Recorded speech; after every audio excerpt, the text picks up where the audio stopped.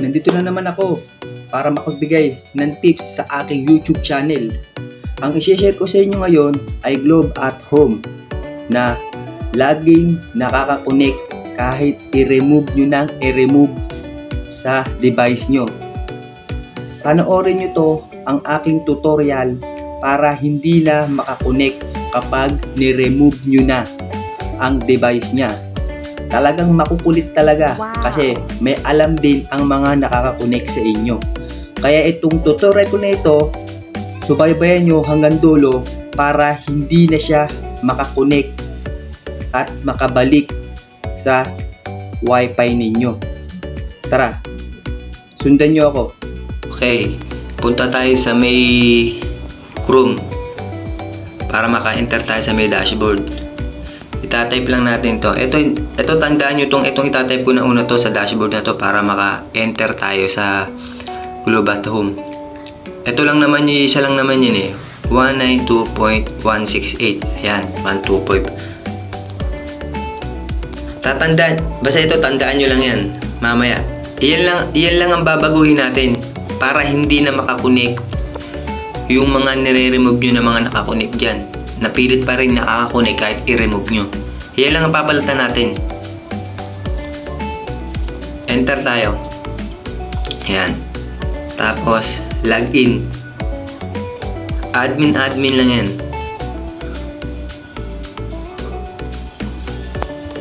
Once na nakapasok ka na dyan sa device, lang ang papalitan natin. Punta tayo sa may device setting.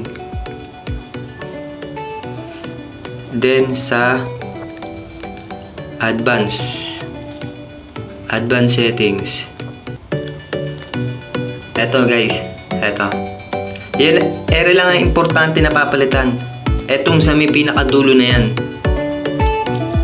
Bahala na kayo kung ano yung sa dulo na yan. Yung 2 digit sa dulo o kaya sa isa.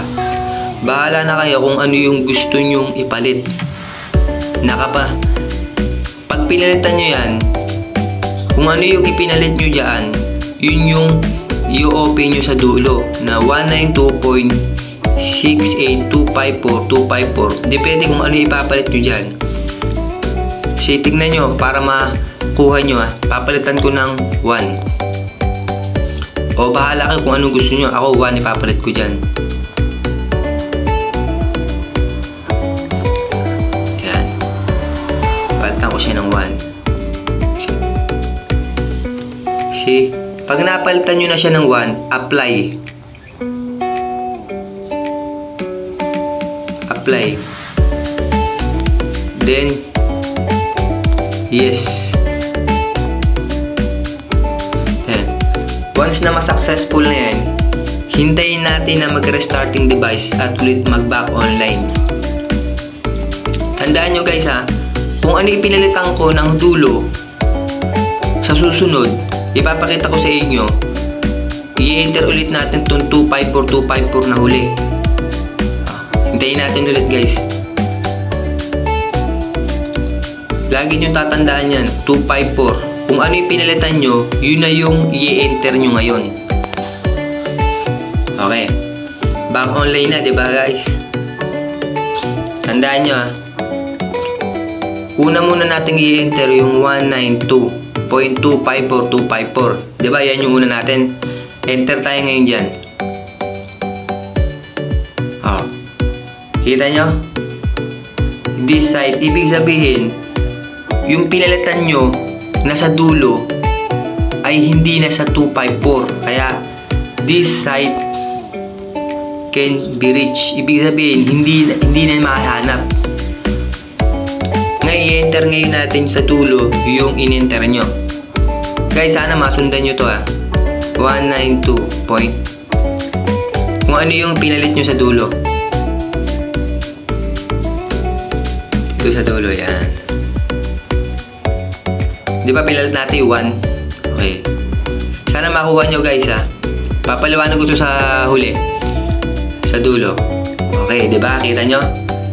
251 ang pinalitan natin. Kaya naka-enter tayo. Guys. Admin lang yan, di ba? See?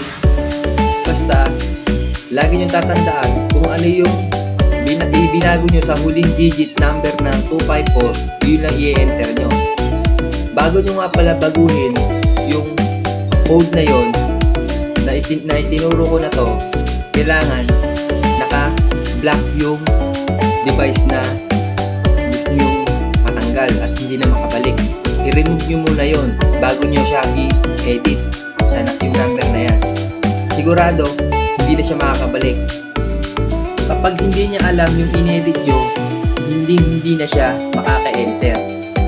Mag-comment lang kayo sa baba, subukan nyo para malaman nyo, para kapag ito ay legit, ay totoo, para makagawa ako ng libreng tutorial para sa inyo.